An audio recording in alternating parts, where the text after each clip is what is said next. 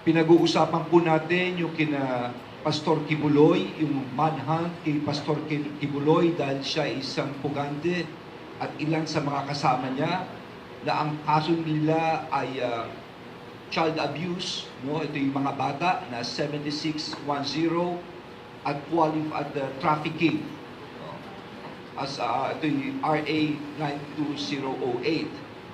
At ito'y sa paghahanap po natin kay Pastor Kibuloy at sa kanyang mga kasama, gusto ko hong ibalita, at ito'y magandang balita, na si Ginang Pauline Chavez Canada, isa sa mga kapwa-akusado ni Pastor Kibuloy sa kasong child abuse at qualified trafficking, ay nahuli na kahapon.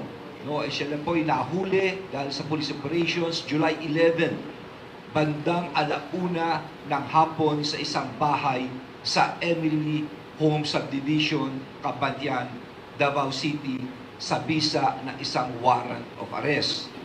At gusto ko rin sabihin, bago po mahuli itong si Canada, siguro mga bandang July 9, mga higit kumulang 9:30 ng umaga, isang hindi nagpakilalang caller ang tumawag sa hotline ng Regional Investigation and Detective Management Division ng office dito po sa Region 11 kila Nick Torre, para i-report sa police na nakita niya ang isang babae, no, na kamukha na nasa litrato ng wanted poster na nilabas ng PNP na may reward na 1,000,000 piso sa Emily Home Subdivision, Kabantian, Davao City. No?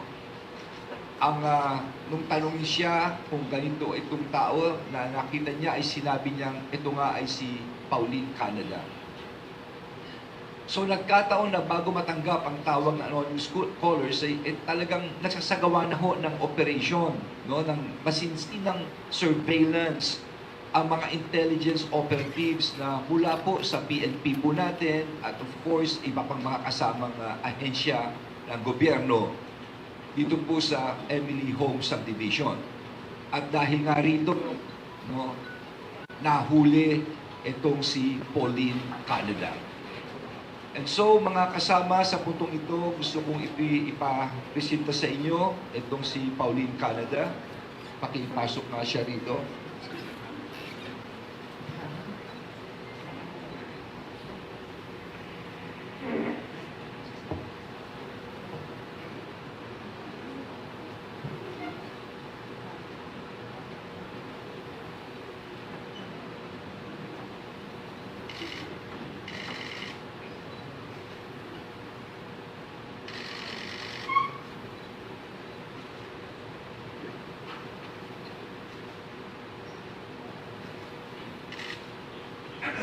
Pinapakita po namin sa inyo si Pauline Canada na isa po siya sa mga pugante na nagtago, no?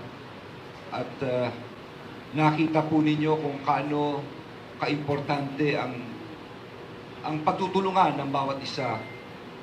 Maski paano ay nakatulong ang reward dito dahil nga dito sa tumawag na ito. Sa mga nagbabatikos tungkol sa reward, uulitin ko lang. Ito ay galing sa mga pribadong tao.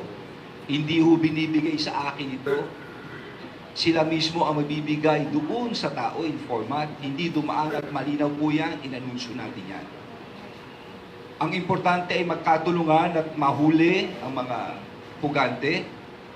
Kaya sa tumutulig siguro tanongin nyo sarili nyo, ano mas mabuti? Ang tumulong para mahuli o tumuligsa. Kaya hinahamon ko kayo, siguro mas mabuti, ikayati nyo na lang si pastor at mga kasama na sila na lang ay sumuko. At ito ang sinasabi namin sa kanila. Lumiliit na ho ang mga pinagtataguan ninyo.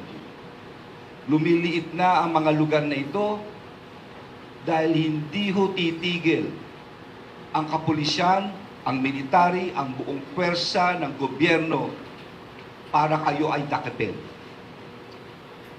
Ang amin lang po mensahe ay please, kung talagang wala kayong kasalanan, sumuko na kayo. Ganun laho kasimple ito.